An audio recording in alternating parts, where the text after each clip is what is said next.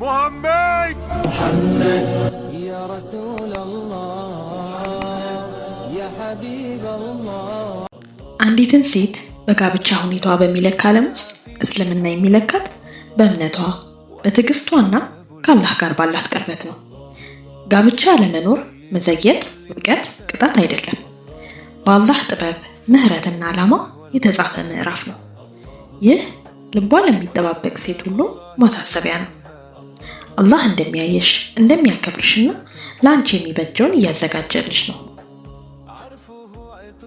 ቢስሚላሂ الرحمن الرحيم الحمد لله رب العالمين الصلاة والسلام على أشرف الخلق رسولنا صلى الله عليه وسلم ያለ ገባይ ሴት ጥንካሬና ክብር። ሴት ልጅ ለምን አሁን አላገባሽም ብሎ ዘውትር በሚጠይቅ ዓለም ውስጥ እስልምና በጣም የተለየ ጥያቄ ይጠይቃታል።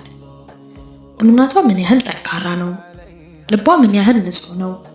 ከአላህ ጋር ምን ያህል ቅርብ ናት? ያላገባሽ ሴት መሆን መዘየት አይደለም፣ ውድቀት አይደለም፣ እና አላህ እንደረሳሽ የሚያሳይ ምልክት አይደለም። አንዳንድ ጊዜ አላህ ይጠብቅሻል፣ አንዳንድ ጊዜ አላህ እያዘጋጀሽ ነው፣ እና አንዳንድ ጊዜ አላህ ለተለየ አይነት ጥንካሬ መርጦሻል። በሱረቱል በቀራ ምዕራፍ 2 ቁጥር 216 ላይ እንዲህ ይላል፣ አንዳች ነገር እርሱ ለእናንተ የበለጠ ሲሆን የምትጠሉ መሆናችሁን ተረጋገጠ።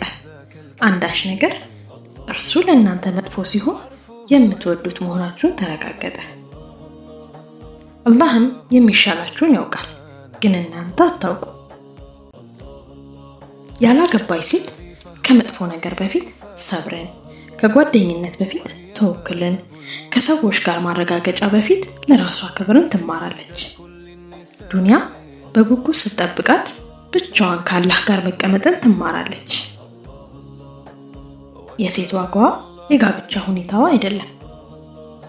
ነብዩ ሰለላሁ ዐለይሂ ወሰለም የሴት ዋጋ የሚገኘው ከጋብቻ ብቻ እንደሆነ በፍጹም አላስተማሩም።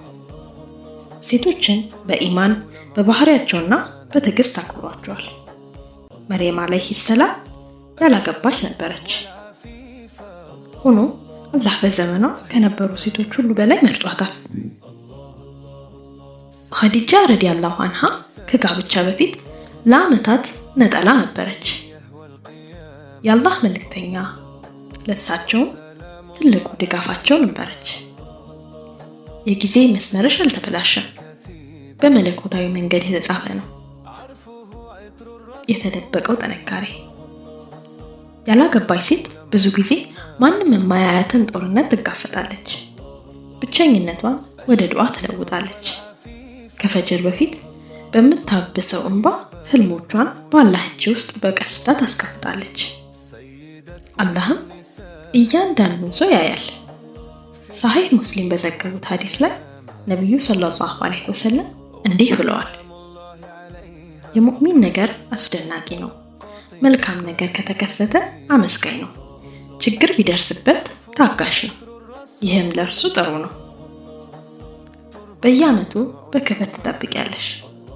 የምትቋቋሙ ፈተና ሁሉ በሌሊት በምታደርጊው እያንዳንዱ ሰላት አይዋከንም። አልዘገየሽም፣ አልጎደልሽም፣ አልተረሳሽም። እየተቀረጽሽ ነው።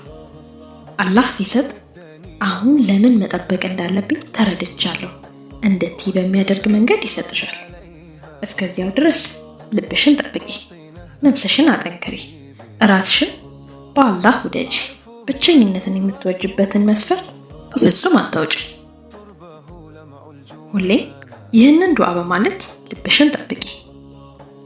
አላህ ሆይ የምትወደውን ወስንልኝ፣ ልቤን በውሳኔ አስከብርልኝ፣ መዘግየቴን እንደ እጦት አታድርገው፣ ብቸኝነቴን ወደ አንተ ቅርበት ተቀይርልኝ፣ ሰላምና መረጋጋትን ስጠኝ፣ ከምገምተው በላይ በሆነ መልካም ነገር ባርከኝ።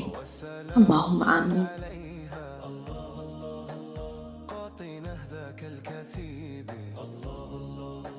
عرفه عطر الرسول تربه لمع الجمال